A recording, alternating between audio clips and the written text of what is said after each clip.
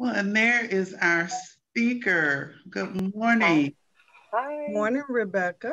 Good morning, Thanks Rebecca. for joining us. Ready for you. Rebecca, would you like to get a start? It is 8:01. I would. Well, thank you. Good morning to you all. I am so used to being able to participate in these workshops in person. So I miss the ability to be in physical proximity with you. But as we are in the midst of crisis, we're going to have to settle for Zoom land today. And hopefully we'll still be successful at building the energy and the interest to propel this day forward and its success. Let me begin by saying thank you to the St. Louis Council of Construction Consumers for having me, and welcome to all of my MBE, WBE, DBE counterparts, construction trades leaders, community members, and colleagues. I am certainly thrilled and delighted to be with you today at the invitation of my dear friend, Miss Nicole Adewale, who I heard giving welcomes and greetings and salutations this morning to everybody. Good morning, John Boy, right? I got a chance to hear it all. So I want to say thank you to my good friend, Nicole. And I also want to say thank you to Dan Lester for getting me some information and data that I found useful in preparing for today. I've been invited to speak at today's annual diversity workshop about how council members can be agents of change and to share my thoughts really on the choices and behaviors that are needed to make real transformation within the industry's diversity and inclusion efforts. Now, I want to start off with this disclaimer. I am by no means a construction expert. You all are, I am not. But my 22 years in the St. Louis community have really afforded me many opportunities to participate in, facilitate, and lead systems and community change efforts in a variety of domains, including public health and education, economic development, environmental remediation, social service provision, diversity and inclusion, and indeed also in construction. And I've worked with many of you over the years on a variety of D&I initiatives in the field, from efforts with AGC to planning for the Construction Career Center to BJC contractor diversity to the CEO to CEO mentoring program to the Economic Inclusion Alliance to the diverse talent pipeline initiatives and many, many other efforts that are too numerous to name. I've also worked with and led regional racial equity initiatives like the Ferguson Commission, Forward Through Ferguson, Generate Health, and now 2 of our region's COVID response efforts, including the Regional Response Team and Prepare STL. Now, I share my background in this work, not because I'm looking for bragging rights, but as evidence that I understand firsthand the struggle to bring about meaningful, lasting change in our community. Right, how many of you know how hard that is? Just raise your hand for a minute. Indeed, right? We're not talking about lightweight stuff or kiddie stuff, right? Most of us have had many years of practice, effort, and truthfully failure, right? Punctuated with varying degrees of success. And all of this has generated within us a body of insight that I think is useful and that I want to share some of the insights that I have gleaned along the way with you today. So, you know, our St. Louis community has historically been a gateway to opportunity for many who are seeking better, more prosperous lives. And that's true from immigrants to Black folks who were migrating from the Deep South. St. Louis's location in the heartland of America has positioned it to be the nexus of economic activity. It's historically, as you know, been an industry magnet, but it struggled to fairly distribute economic access, wealth, and opportunity because of deeply entrenched race, gender, and social caste systems. These things are not unique to our region. In fact, they are defining in our country. But we're talking about our region because this is home for us. This is where we work. This is where our businesses are. This is where we've made the greatest investment. And so for decades now, there have been a host of efforts underway to advance diversity, inclusion, and now equity in not only the business life of the St. Louis region, but more specifically in industries like the construction trades. And in this industry, what do we know, right? I mean, at this point, it's settled law in some ways that diversity is good for business, that it can accelerate innovation, deliver performance improvements, and generate efficiency gains. Yes. We also know that it's good for society as it contributes to a better social climate and sustained regional growth, something that really inures to the benefit of us all, right? If we want a prosperous and thriving region, we're gonna have to do some things differently. But the truth of the matter is that to date, decades of our collective efforts to increase diversity and inclusion in contracting, on work sites and at union halls has not achieved the results needed across our industry. And while we've had some success with contracting and workforce requirements, with mentoring initiatives, with MWDBE development efforts, and select apprenticeship programs, these initiatives have been frequently compromised, right, by insufficient resources, a short-term focus, and a general lack of industry buy-in. So at this point, I know I haven't said anything that you don't already know, and I probably won't. My intent is to frame in a way that helps to energize and animate. So the truth is that despite our best efforts locally and nationally, what are the facts, right? That this is an industry that remains 88% white in 2020. Right, when our country is the most diverse that it's ever been, right? And when the changes in our populations right now, the majority of children born and raised in this country right now are actually children of color.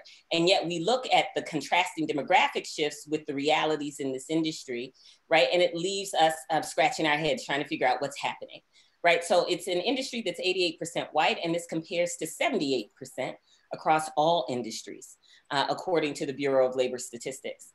And when we look at labor, by contrast, right, just 6% of construction workers at large are Black or African-American, even though this population makes up 12% of the general workforce. So for too many, the only way to get work and business in this industry is through a father, brother, or in-law, right? That's that FBI, right? Father, brother, in-law. But what's that mean? Right, for those of us without these familial labor, business, banking, and bonding networks and relationships. What's that mean for the rest of us, right? Quite simply, what it means is perennial exclusion. It means token representation, and it means economic isolation.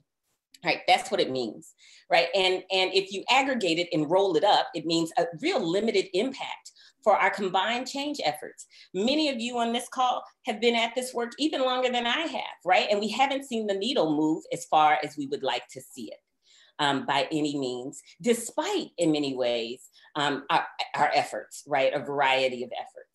I want to talk about how this sort of limited impact is woefully inadequate, right? During times of economic strength and growth. But it's even more problematic in times of crises, like the crises that we're dealing with today, right? Nobody on this call can disagree with the facts that COVID-19 as a global pandemic has represented not only the most significant public health threat of the last century, right? Since the Spanish flu, right? But it's also the most devastating economic crisis since the Great Depression. And many of you are experiencing that firsthand. You're experiencing that in your bottom line. You're experiencing that in the difficult decisions that you are having to make about your employees, furloughing your teams, what projects you do or don't do, right? Whether or not you stay open or you close, right? So this is stuff that we are living and experiencing viscerally at this moment. And while no sector of American life or society has been spared the adverse impacts, right, of this crisis, the truth of the matter is that small businesses have disproportionately been affected by the country's crisis mitigation efforts, right, have disproportionately been impacted by statewide suspensions of non-essential economic activity, right, which marked our spring, and quite honestly, given our COVID numbers right now, are likely going to also be marking our winter. Right? The consequence has not only been a destabilization of one of the cornerstones of the American economy, because nearly 27 million small businesses in the US generate about 50% of our nation's gross domestic product.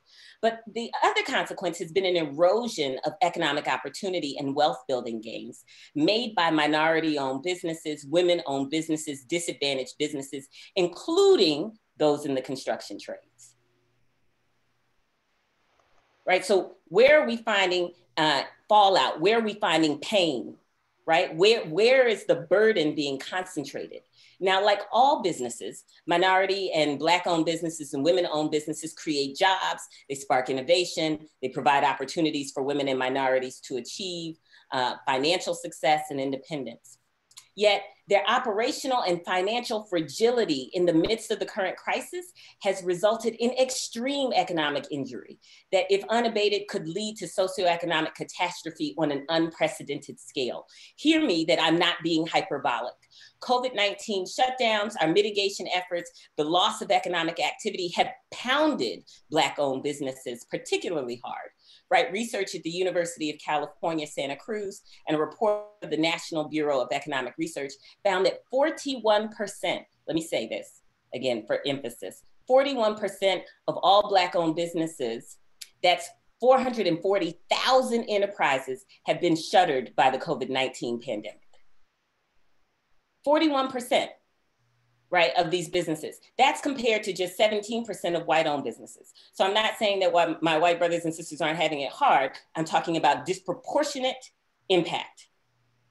The data further reveals that persistent racial disparities in health status, access to healthcare, wealth, employment, wages, income, housing, poverty are contributing to greater susceptibility to this crisis economically and physically. So the sobering truth for those of us on this call is that the COVID-19 pandemic is amplifying longstanding racial and structural inequalities in ways that make an equitable economic recovery virtually impossible for MWDBEs.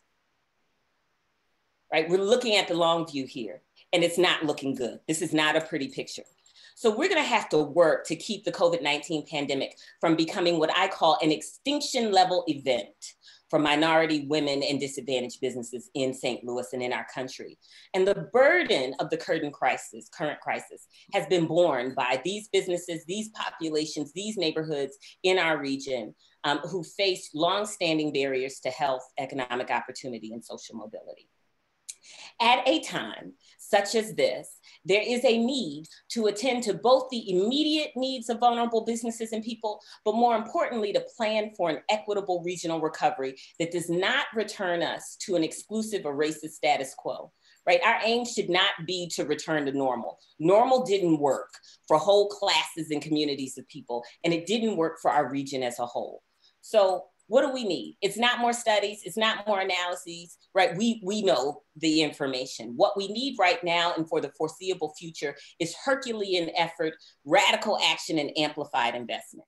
Now, specifically, what do I mean? And I'm over my time, but I'm gonna go just a little bit longer. Can I get a few minutes of grace? I need a thumbs up, a head nod, something. Okay, thank you. So, you know, what does a path forward look like, right? There are many answers to this. And the truth of the matter is we're gonna have to mobilize a variety of responses, solutions, and interventions, right, to address this issue. This issue is more important now than it has ever been because of the state and circumstances in which we find ourselves. But there are a couple of thoughts that I have in general about the postures that our region needs to hold. One is we're gonna have to center racial and gender equity in all of our work. Period, full stop, the end. We're gonna have to center it. Can't be marginal, can't be tangential, right? It's gonna have to be centered. Mere recovery from COVID-19 to an unjust baseline is going to be inadequate. Businesses and communities that are most impacted by longstanding racial and gender discrimination and disinvestment are gonna have to be the focus of our industry transformation. Right, economic development in historically disinvested communities is going to need to be prioritized. And we're going to also have to identify and change white supremacy culture within our organization's leadership structures and resource allocations. We're going to have to do it because that's what it's going to take to help shift the status quo. We're going to also have to partner intentionally with impacted individuals and communities. And that means that they're going to have to be a part of our decision-making processes within this industry. MWDBEs, it's not just about voice, it's about choice. It's about participation in the decision-making. We're going to have to recognize and respect the strengths and the assets and the wisdom and the talent of these community members, right? Of our laborers, of our business, of our business owners, right? We're gonna have to make room for them to be involved in decision-making, and we're gonna have to hold ourselves accountable to make meaningful changes when we fall short. And we're gonna have to share our work broadly and transparently. This is what we're doing, this is how it's working, this is how it's not working, and we're gonna have to crowdsource solutions. That means we're gonna have to have folks at the table who are living these experiences and their adverse impacts. We're gonna have to orient towards urgency and coordinated regional action. The truth of the matter is no single institution, jurisdiction, association, sector, or organization can create systemic change alone. So we're gonna have to leverage the strengths of individual organizations to contribute towards shared goals and act with an urgency in and out of moments of crises. We're currently in crisis, but even outside of crisis, we're gonna have to act with urgency, right? And then the last thing that we're gonna have to do, I think more broadly in this industry specifically, is obviously address the concerns that diversity, while morally right, challenges those of us who are engaged in low bid contracting. We're gonna have to create an inclusion infrastructure that supports, aligns, and assesses diversity efforts at every level of the industry's operations, right? And we're gonna have to creatively and truthfully address the serious impediments to progress, including a lack of understanding about the benefits of inclusion, practices of exclusion that have marked our industry, and acceptance of the status quo. Owners are going to need to establish minority and women participation as a condition of awarding business, right? And this is gonna have to be a weighted part of decision-making if what we wanna do is really see shifts. Setting goals, but not enforcing them, and accepting nominal attempts at compliance, right? That give the appearance of progress really just perpetuates pretense. So we're gonna have to address that. Our general contractors are gonna need to expand their approach to minority and women participation. And instead of securing participation with as few firms as possible, we're gonna have to look at multiple opportunities for project inclusion across the trades, disciplines, and various work activities. Our subcontractors are going to need to proactively pursue teaming agreements with minority and women-owned firms, team building upon each party's unique capabilities and providing the best combination of performance, cost, and delivery for shared contracts. This is going to be, again, how we operate and work, right? It can't be the exception, it must be the norm. And our unions are going to have to promote the interests not only of existing craft workers who matter, but also the future workforce, right? This is going to be key in terms of ensuring that we are able to meet the demands, the demands, and don't end up with the sort of perennial labor shortage. So aggressive recruitment and retention of minorities and women into our workforce is going to be absolutely key. Clearly, there's work for us all. And if you've ever wondered what you do during a critical moment of historical crisis, guess what? You're doing it right now. If you've ever wondered what you will do during a moment of critical historical crisis, you're doing it right now. And so the question becomes, what are you doing, right? And what am I doing? So I'm going to invite you to join me and others in this community and in this work and being change agents to equity in this industry, right? This is our work and this is our time. And I'm going to borrow the Latin phrase carpe diem, because we're going to have to seize the day if we want to win the future. So thank you so much for the time today. I appreciate it. Thank you very much, Rebecca. We really appreciate your insights and for inspiring us all to be agents of change. I just want to kind of amplify what you just said. You know, it's what our purpose here today is to connect companies for opportunities with owners and contractors. And in normal times, this is a really important function, but in COVID times, the contracts the opportunities that you as owners give a minority or women-owned business could be a game changer. It could help stabilize and can help them not be part of that 41% of businesses. So thank you for inspiring us, Rebecca, and amplifying that point. I'm Julie Ledbetter, and I'm the Special Assistant for Inclusive Construction at Washington University. I'm also the very new co-chair of the Council's Diversity Committee. Thank you, Steve, with Jeannie Brewster as a co-host or co-chair with Certify Now.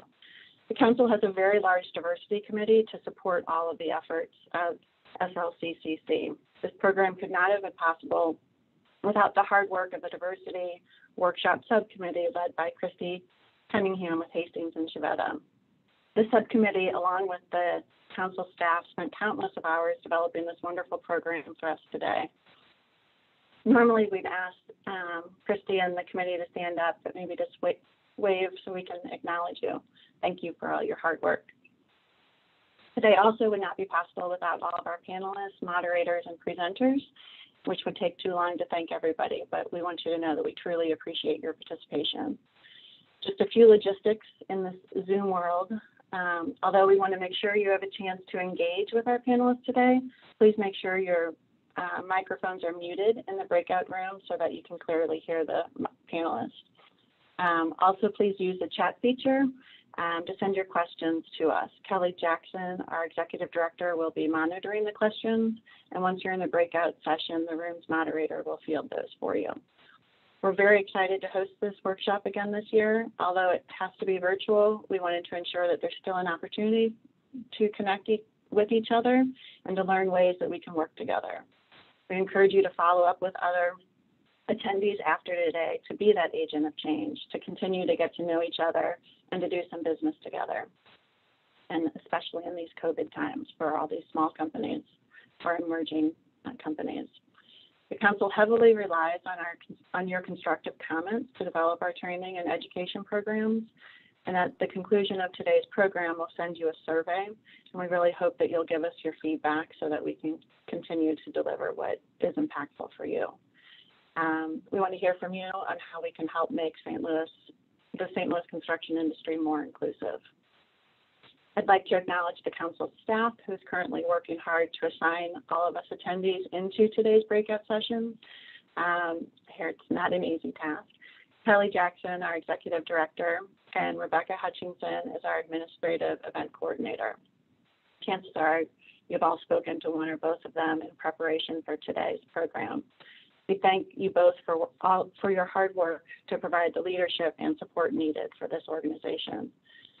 The council relies heavily on our membership dues and sponsorships, and I'd like to acknowledge our annual program sponsors. The platinum sponsors is Cosme Wagner. Our gold sponsors are McGrath and Associates, Rawson Baranzini, and Hush Blackwell. And we thank our silver sponsors, Kaiser Electric, Abna Engineering, Farnsworth Group, Hankin Construction, and OWH Architects. Thank you very much for supporting the council. We also want to thank today's diversity workshop sponsor, SM Wilson. Scott Wilson is a regular attendee at our diversity committee meetings and has been a champion of diversity for decades. Thank you very much for your support. As a benefit for your participation today, this program has been designed to permit you to qualify for 1.5 professional development hours for professional engineers under Missouri statutes and 1.5 learning units through the American Institute of Architects. The council has sent you the attendance sheet, also known as our blue sheet, the PDH and the LU certificate, and the agenda for today in the workshop packet. The workshop packet includes procurement forms from all of our panelists, as well as promotional information on the MWBE presenters and attendees. We hope that you take this information and that it's helpful for you to expand your network. All of this is also available on our website under the resource tab. There are many great reasons to be a member of the council, and we are truly unique in bringing all stakeholders together as one community and focus on innovation, education, empowerment, and collaboration to make our region stronger. We hope that you take advantage of all of our offerings, and this is a good time to consider membership, as January is right around the corner, and membership does renew on the calendar year. And if you're an MWBE just getting started, we have a special emerging member rate. You can see Kelly Jackson or our website to get more information. All right, now that that's out of the way, just want to talk you through the agenda a little bit. By now, everybody should have received their agenda with the rooms that they are assigned to. We have many owners represented in these breakout rooms, which are institutional, government, development, and corporate and prime. The rooms have been designed to address design service and then also construction. In the prime room, the prime AEC firms will discuss both design and construction at both sessions.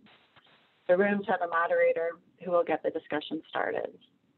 Each moderator does have pre-screened questions for the panel, and we encourage you to send additional questions to the moderator in the chat function.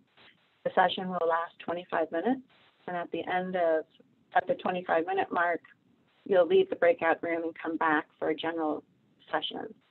In that 20-minute general session, we'll hear from some fabulous MWBE companies, and then you will be sent to your second 25-minute breakout session. Kelly will then bring us all back together for some closing remarks.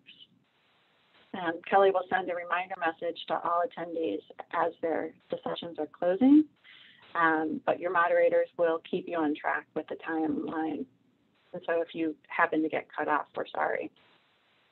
But by now, hopefully all attendees have been accounted for, and that you will be sent to your room. Kelly, are we in good shape? We are very, very close.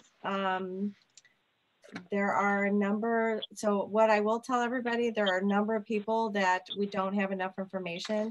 So if you're not put into the room, and we're going to finish up, we have about 10 that we can identify that we're going to put into the rooms. There's others that we cannot tell who you are. So you're going to stay in the general session until we figure out who you are, and we'll put you in the rooms when we do that. So just bear with us about a couple more minutes, okay? And I just want to emphasize too that if you have questions once you're in your breakout room and you want to go to a different one, you can send any questions to Kelly as well. And thank you so much, Kelly, for figuring out this calculus problem of breakout rooms and ×2.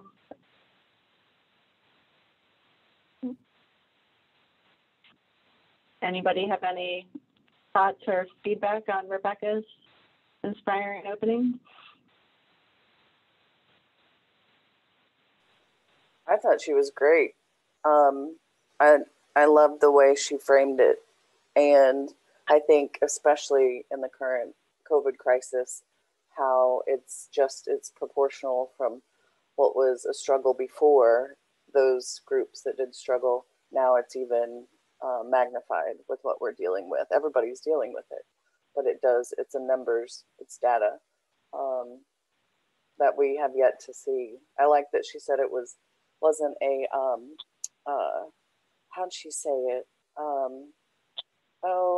Like a cataclysmic event that more businesses don't make it out of this, and we can work towards everybody succeeding. Christy, the words you were looking towards, she said, we must work towards preventing this crisis from becoming an extinction level event for MWBE. Yeah. And I wrote that down and thought that was a very salient point. Yep. And it is, when she was talking about the workforce, being diverse is something that we need to do for the health of the industry overall, because we know that the workforce is dwindling, and unless we cast a wider net, it's going to be hard to keep up. Yeah, that's it. Extinction. I was thinking dinosaurs, but like putting it in that aspect is, I wouldn't have made that connection, and she was awesome.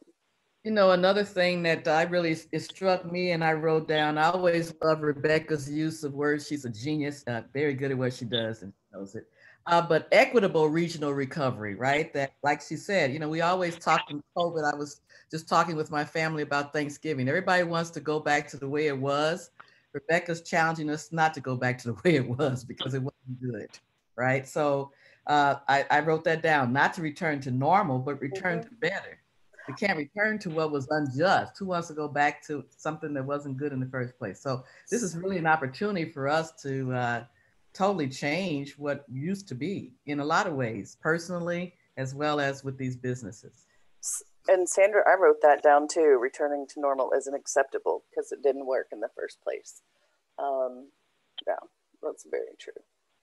I liked her challenge.